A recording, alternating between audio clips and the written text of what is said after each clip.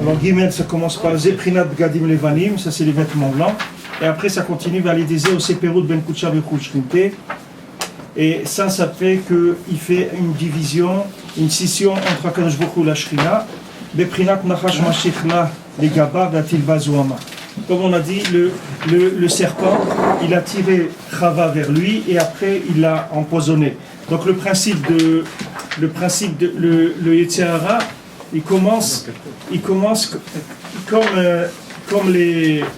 comme chez les Goïm ils disent diviser pour régner.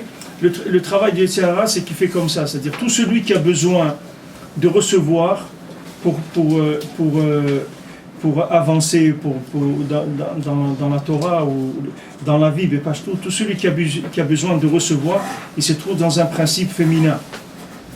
Avant, c'est au début. Montre-lui la page, c'est Chaftet. C'est au début, pas la page Chaftet, la Torah, Chaftet. C'est au milieu. Vous avez le numéro de la Torah au milieu de la page. Tout celui qui a besoin de recevoir, il s'appelle principe féminin.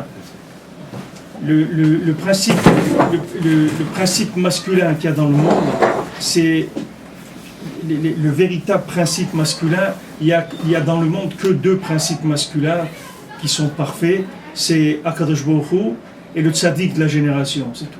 Maintenant, tout le reste, tout ce qu'il y a dans le monde, c'est des principes féminins. Tout celui qui a besoin de quelqu'un, il s'appelle féminin. Dès que quelqu'un a besoin, il rentre dans un principe féminin. Maintenant, Akadosh Baruch Hu, lui, il a sa présence dans le monde supérieur, où sa présence, il a besoin de personne, c'est-à-dire dans sa présence, puisqu'il est roi dans tous les univers supérieurs. Maintenant, dans les univers inférieurs, il a ce qu'on appelle la Shrina. Maintenant, la Shrina, elle doit être attachée à Akadosh Baruch Hu.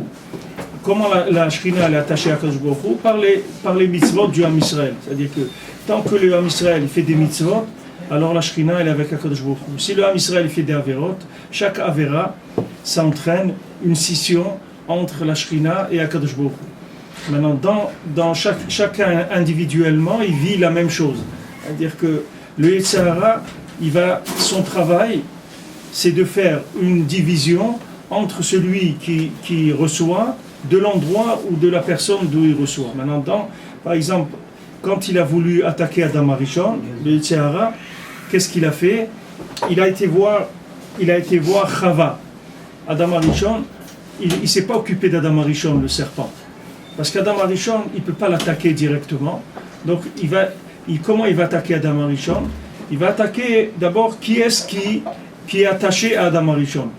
C'est Chava. Alors, première chose, il va faire une scission entre Chava et Adam Arishon. Donc, c'est écrit, il a tiré Chava vers lui, le serpent. Une fois qu'il a tiré vers lui, il lui a mis du venin. Une fois qu'il lui a mis le venin, après, il les a eus tous les deux, et Chava et Adam Arishon. Mais lui, il visait Beikar Adam Arishon. Chava, pour lui, c'était un moyen, c'est tout. Donc, il a attaqué Chava pour faire tomber Adam Arishon.